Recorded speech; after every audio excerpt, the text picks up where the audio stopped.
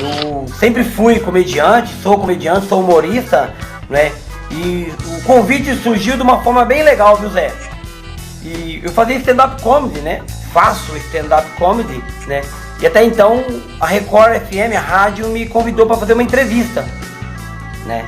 Me convidou... Ah, você já estava fazendo stand-up e te chamaram na rádio, foi o contrário. Exatamente, eu tinha um grupo, né?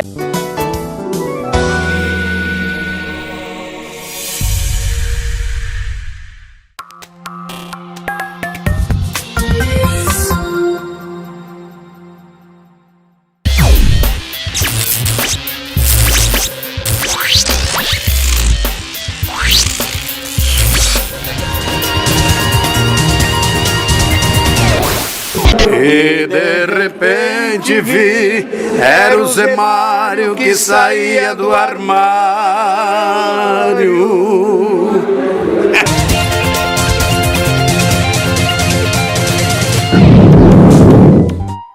O programa que você irá assistir é uma produção independente e as responsabilidades são de seus realizadores.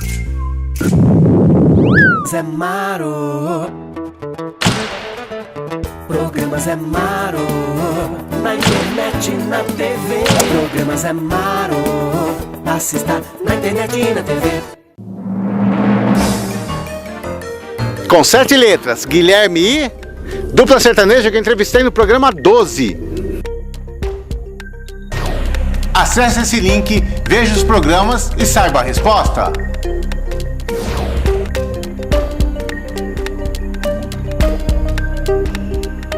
Cada lente é uma ferramenta e cada ferramenta tem um fim específico, uma utilidade específica. Não dá para querer fazer tudo com um equipamento só.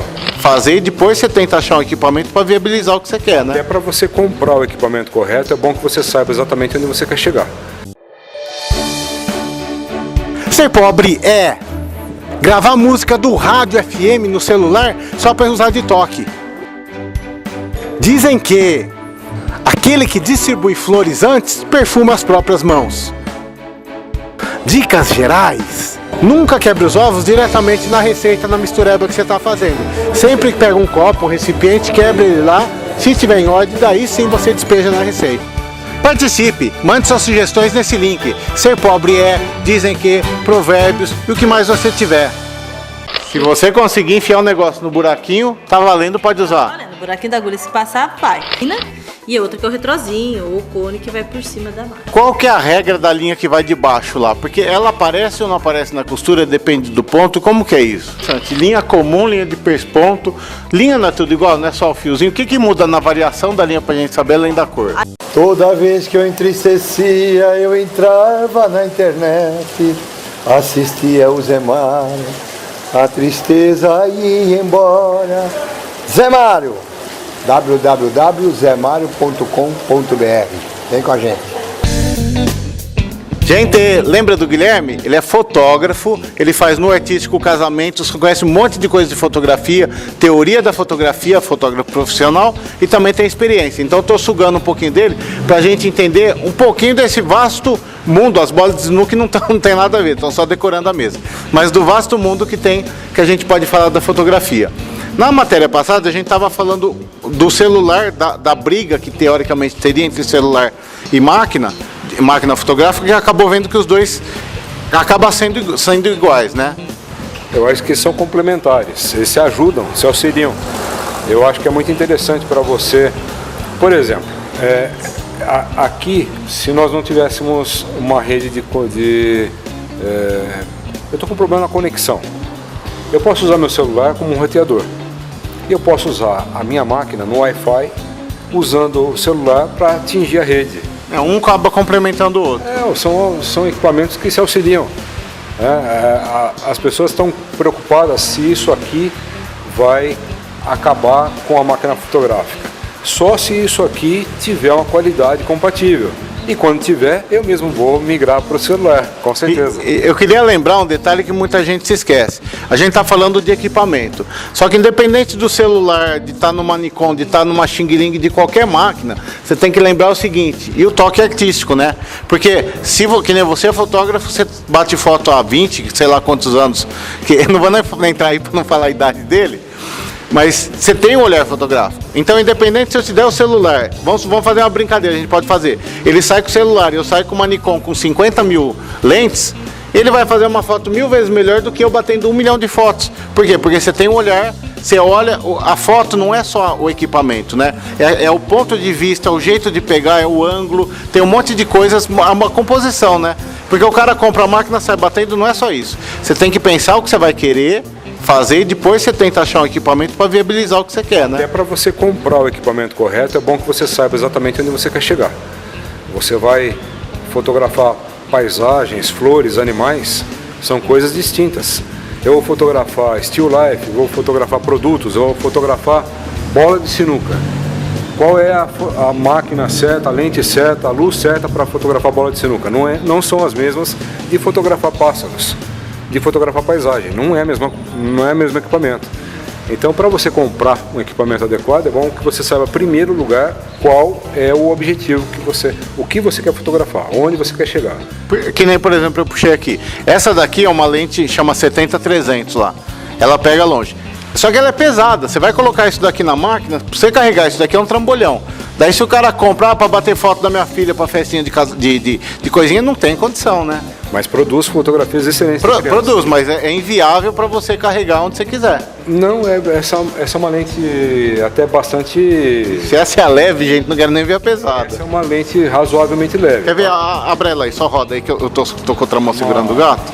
Olha o tamanho dela, gente. E tem o parasol ali na ponta. É uma lente razoavelmente leve. Olha o tamanho da bichinha. São 30 centímetros, né? 300 milímetros de alcance. Então eu consigo...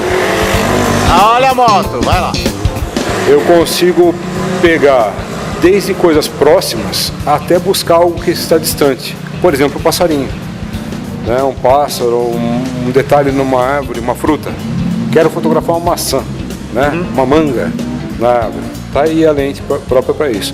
E ela é relativamente leve para essas máquinas. Tem lentes muito maiores do que vocês já viram em campo de futebol, lentes de mais de 1 metro. Parece o telescópio que o cara anda lá. Aí são bem mais pesadas, aí realmente é mais trabalhoso de você carregar, né? Mas assim dá. E lembrando que ele falou, cada lente é para um fim específico. Por exemplo, eu não quero fazer uma coisa técnica aqui, mas essa lente que está aqui na máquina que eu estou usando bastante para filmar é a tal da 50mm. Ela é muito boa, enquadra eu e ele e deixa o fundo embaçado. No caso aqui eu tô com ela desligada que eu esqueci de carregar a bateria, nem liguei ela.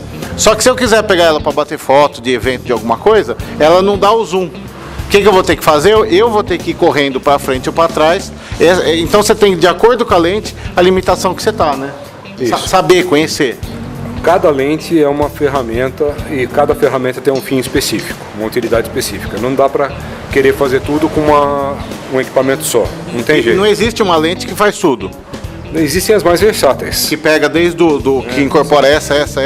Tem. Mas também deve ser absurdo de caro. Bom, caro é relativo, depende. Fotografia é uma coisa cara, você não vai pensar que vai entrar em fotografia. Essa lente, por exemplo, custa R$350, R$300. 400. Tá? Então, essa lente, você consegue fazer fotografias excelentes, de uma qualidade excelente, mas com limitações de ângulo, de distância. Como ele disse, você vai ter que recuar um pouquinho para fotografar coisas que estão longe e avançar um pouquinho para fotografar aquilo que está perto, tá pequeno, que eu tenho que me aproximar. Já me aconteceu de eu estar com essa daqui e junto um monte de gente que eu saio com a mica para bater foto, né? A macaquinha. Daí enquanto tá 2, tudo bem. A hora que juntar 4, não pega, eu vou para trás e tal. Peraí, deixa eu trocar de lente, que é o que tem que fazer. Que é o que tem que fazer. Mas você pode fazer um evento inteiro com a lente 50mm. Eu trabalhei mais de 10 anos com a lente 50mm, só 50mm. E adorava essa lente, eu trabalhava em 50mm 5.6. Era a minha configuração. Era o padrão. Era o meu padrão. Eu gostava dessa configuração. Depois, com o aumento de eventos e de coisas que eu precisava fazer, eu tive que migrar para uma lente zoom, que é uma lente que vai de 24 até 105, 135. Nessa lente nova você consegue fazer o que essa fazia? Melhor até. Mas você consegue, essa daqui é assim, é travada, a outra faz um monte de coisa e mais essa. A outra começa no 24, passa pelo 50, pelo 85, vai lá para o 105 e por aí vai. Gente, pra você que tá babando, falando o que é 50, o que é 70 milímetros, não sei o que, isso daí basicamente, ó, Isso aqui. mas o tanto que ela chega de zoom e o tanto que ela abre para enxergar. Imagina você com tapa-olho de burro assim, a abertura da lente tal, que a gente tá falando, você consegue enxergar pouquinho. Abriu. Em 70 milímetros. O que é 70 milímetros para quem nunca... 70 milímetros são 7 centímetros de distância focal. Tá? Então eu tenho uma distância entre o começo da lente e o meu plano focal. Que é o mecanismo da máquina. É o sensor, onde está o sensor. Inclusive fica marcado na tua câmera. Tem uma marquinha ali onde que é. Onde é o sensor. É aqui, ó. Na tua câmera. Tá aqui, vocês não vão conseguir ver, é muito pequeno. Já estou mostrando aí. Mas nos outros... Depois a gente mostra para vocês. Então esses milímetros é a distância daqui até onde começa a lente. É a distância do plano focal, que é essa marquinha, até a ponta da lente. E daí, de acordo com essa distância, isso daí varia quanto você consegue dar de ângulo e o zoom que você consegue dar. Exato. E se você tiver, por exemplo, 70 milímetros, essa daqui, 70 milímetros ou 300. Então variou a distância. Isso que quer dizer... Ele colocou a lente. Resumindo, ó, vamos pegar uma lente de aumento aqui, ó. Ela tá aqui, faz o teste, pega teu óculos. É que daí tem um negócio de côncava, convexa, não vou nem entrar nisso daí agora. Mas coloca aqui, depois você vai pra lá, você já... Isso daí que ele tá falando, o sensor seria teu olho, ó. 5 centímetros é uma coisa, 30 é outra. Você pode fazer a brincadeira aí pra você ter uma noção do que tá falando. Se você entende, tudo bem, tá xingando que eu tô chovendo no molhado, explicando lá. Mas, gente, essa matéria e todas as outras, você pode conferir tudo nesse link.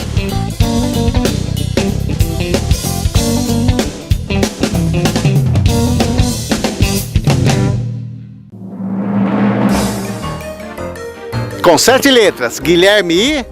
Dupla sertaneja que eu entrevistei no programa 12. Acesse esse link, veja os programas e saiba a resposta.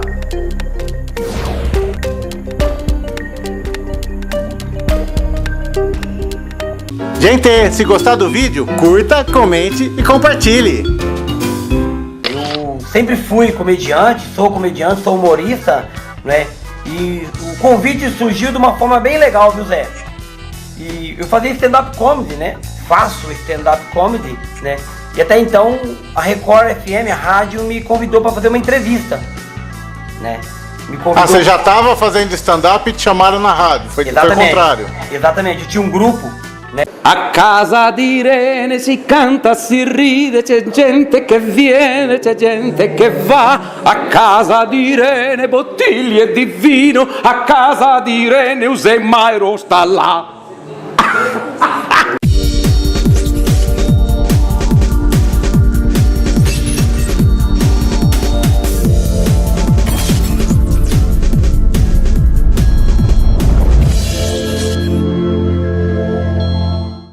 Gente, quer ganhar um abração do Zé Maro? É só entrar nesse link, ponha seu nome, e-mail para eu te avisar quando vai ao ar, que eu vou mandar um abraço para você na próxima gravação. É só acessar, é de graça, não paga nada.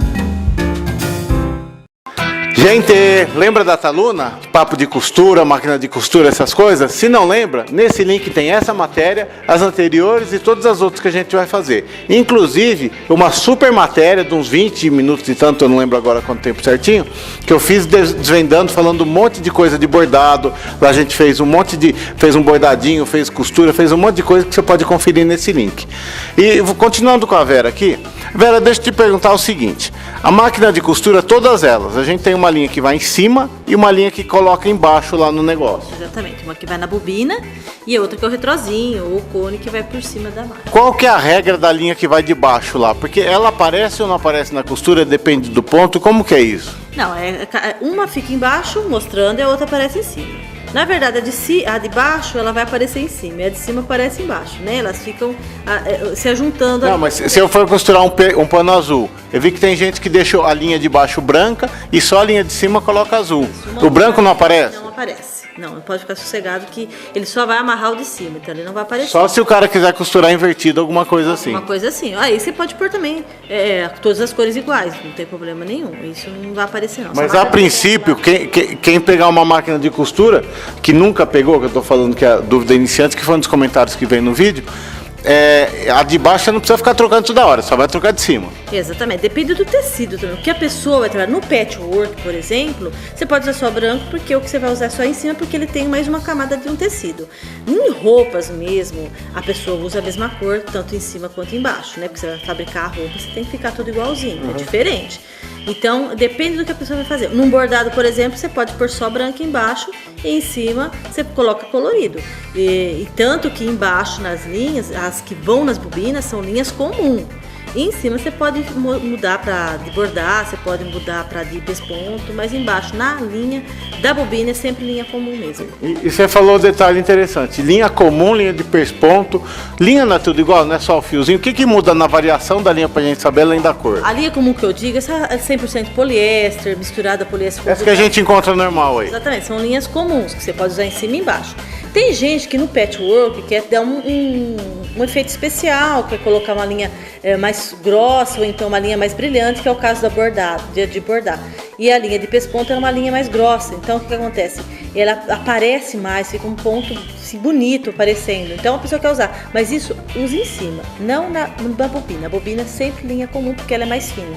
E vem cá, tem como a gente pegar a linha de crochê, aquelas linhas mais grossas mesmo, barbante, e colocar na máquina de costura, se eu pegar uma agulha mais grossa e tal? Olha, é o seguinte... funciona, dá certo? É assim, o que a gente indica é assim, o que se passou no buraquinho da agulha, vai bem. Se não passar, não adianta você forçar. Se você conseguir enfiar o negócio no buraquinho, tá valendo, pode usar. Tá valendo, o buraquinho da agulha, se passar, vai. Porque o que acontece? Se passar mais aquilo ali, a agulha não tem força suficiente para puxar o pano, a linha e descer e subir, entendeu? Ela não aguenta. E máquina de costura, eu tava vendo, tem uma numeração, a agulha da máquina de costura. Qual que é o maior buraco que tem na agulha de costura? Numa máquina doméstica, o máximo que a gente trabalha aqui é o número 18. Existe mais grossa, mas a gente até nem aconselha, porque a máquina doméstica é uma máquina doméstica. Então ela tem o seu potencial, ela tem sua força. Então a gente não indica muito mais que 18. A força que você diz é assim, por exemplo, que eu já tentei fazer. Esse colete aqui da Mica, quem fez fui euzinho mesmo, mas também um couro, uma tapeação deu pra fazer na tradicional. A hora que você pega um couro, um colete de verdade de couro, que eu fui tentar colar aquele banner que eu fiz lá do Zé Mário, aquilo lá a máquina comum não aguentou, ela não fura. Você tinha que pegar a marreta cada vez que baixava a agulha. Mas não é só a máquina em si, elas são boas, o que não aguenta é o motor. O motor é a potência menor. Pra você ter uma ideia, o motor de uma máquina doméstica ele varia entre 100 a 150 watts. O motor de uma industrial é 3.450. Então, pra você ter uma ideia da diferença. Então, na hora que coloca numa reta industrial, numa overlock industrial, a turma fala, nossa, não parece um avião. Exatamente, é um avião. Mas a diferença da doméstica e da industrial, então não é só que... É assim, realmente a quantidade, uma é feita para ficar ligado o dia inteiro, a outra não. E também a questão de força, que não é qualquer trabalho que você vai conseguir fazer com a doméstica. Não, exatamente. Tanto que ela já fala, são coisas para fazer domesticamente, coisas para casa. Você vai pegar uma coisa para fazer para indústria, para fazer produção, a sua máquina não aguenta. E que nem eu falei, um couro, uma coisa mais dura, ela não vai aguentar também a fazer. Não vai, não. Tem que ser uma industrial, porque principalmente a industrial, além de tudo isso, a industrial ela trabalha com óleo. Ela fica ligada, assim, automaticamente ela está trabalhando, o óleo dela está correndo dentro da máquina e lubrificando a máquina. A outra não é seca. Tem que você colocando o óleo nela. Então, é uma máquina que nem tem como você deixar ela mais potente. E falando em óleo, a máquina eletrônica e a normal, de quanto em quanto tempo a própria pessoa lubrifica ou tem que trazer para você? Como que é isso? A máquina comum, a pessoa pode até lubrificar em casa, não tem problema. Eletrônica, não. Eletrônica, se a pessoa, sem querer, ou por algum motivo, falar, eu vou abrir, vou colocar. Colocou óleo em algum lugar errado, ela tem placa que nem computador. Você queima a placa. Mas de quanto em quanto tempo tem que fazer a manutenção? A eletrônica, a gente fala assim, a pessoa mexe bastante com ela de 8 em 8 meses. Uma pessoa que já não é tanto, assim, pelo menos de ano em ano, trazer pra gente fazer uma lubrificação. E a tradicional, assim? A tradicional, ela pode mesmo ela lubrificar, não tem problema nenhum. Ela pode abrir. Não tem nada que queimar lá, só a luz quando tem. Exatamente. Ela pode mesmo lubrificar, é uma máquina que você pode ficar lubrificando, não tem problema nenhum. Mas o bom também é sempre dar uma manutenção, porque é junto sujeira lá dentro, a pessoa geralmente vai abrir e não consegue fechar de novo. O que vem E outras eletrônicas, aquele negocinho, a hora que você abre, pula a mola, depois o cara não sabe fechar. O que vem de máquina com assim, que a pessoa abriu e não soube fechar, e aí falta peça, é uma dor de cabeça. Então procura saber, se você soube abrir, beleza, mas se não soube, não tenta mexer não, que piora a situação. Gente, essa matéria e todas as outras você pode conferir nesse link. E lembrando que, se você tem dúvidas, sugestões, quer pautar algum assunto, quer que fale alguma coisa, você pode entrar nesse link e participar, deixar seus comentários, tudo lá.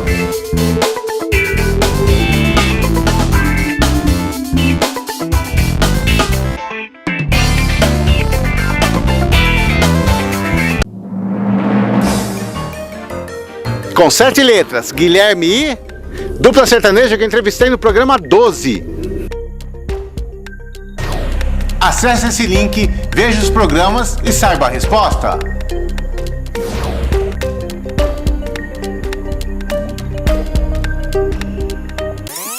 Gente, e aí, tá gostando? Curta, comente e compartilhe.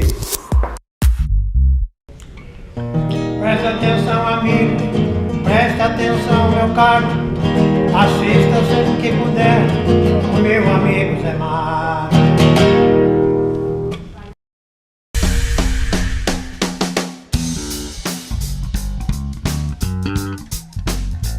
Gente, programa Zé Mário agora, olha só que legal, internacional. Vamos lá para Portugal com o Chux. Bira, tudo bom? Tudo bem, Zé? Bira, conta pra gente, você é brasileiro e tá morando aí em Portugal, né? Exatamente, Zé, eu sou brasileiro, não é?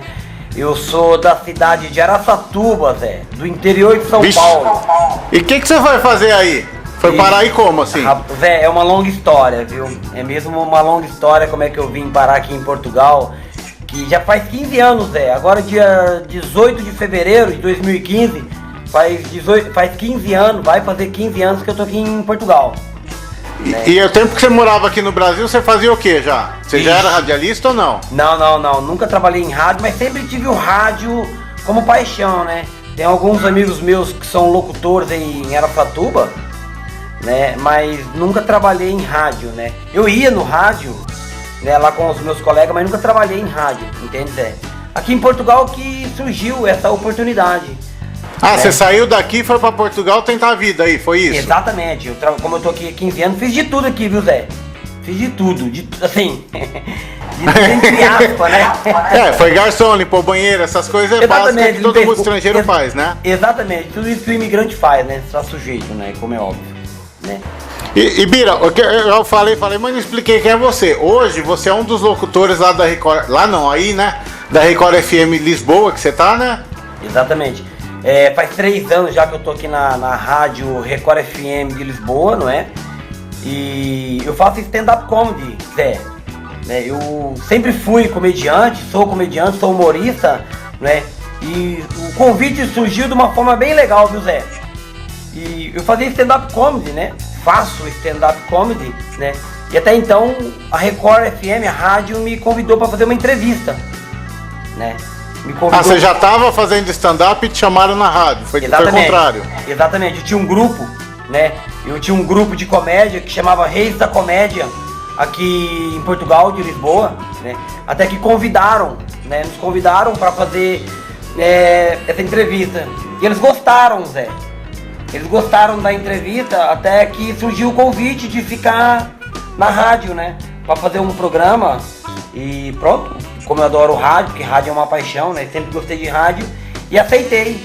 E já vai fazer 3 anos, Zé, que eu tô na Record FM, né? E Bira, pra gente conhecer, ó, gente, nesse link aqui tem todas as entrevistas, os vídeos que eu fiz com o Bira e também lá tem informações de contato e tal, porque você de qualquer lugar do mundo, mandando um jegue, desde que ele saiba nadar pra trazer o Bira de lá pra cá, pode trazer pro Brasil ou fazer show, se quiser maior informação e tal.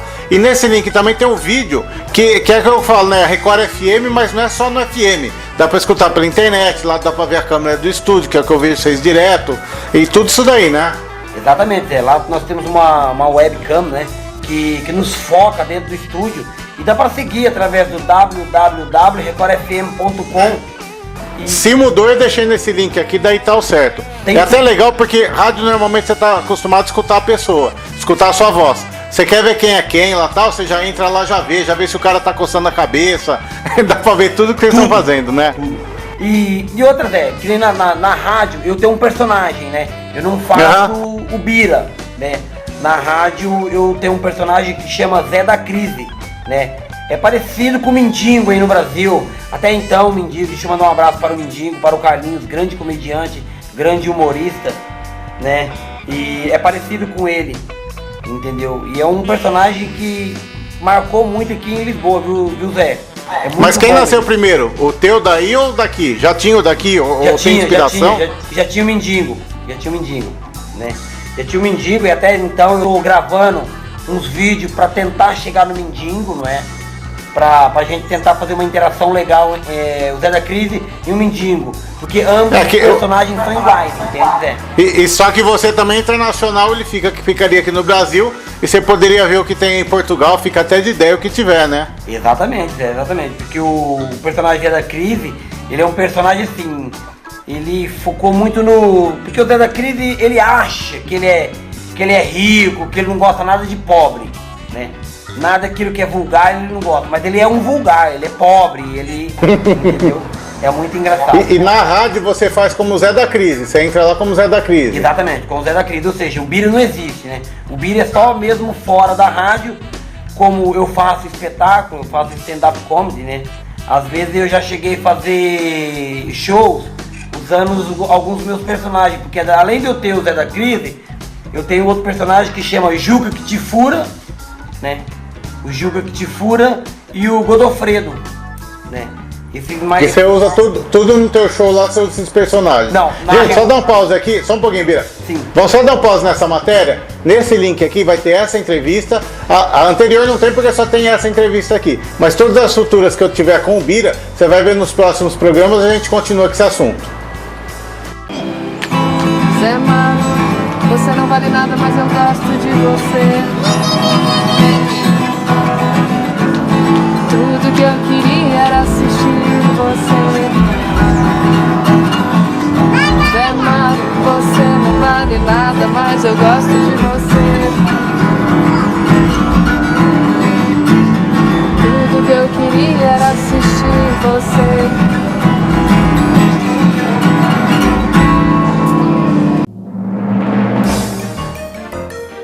Guilherme e Gustavo, dupla sertaneja que eu entrevistei no programa 12. As roupas que o Zé Mário veste durante o programa são lá do Brechó da Rose. Visite, eu recomendo e apoio.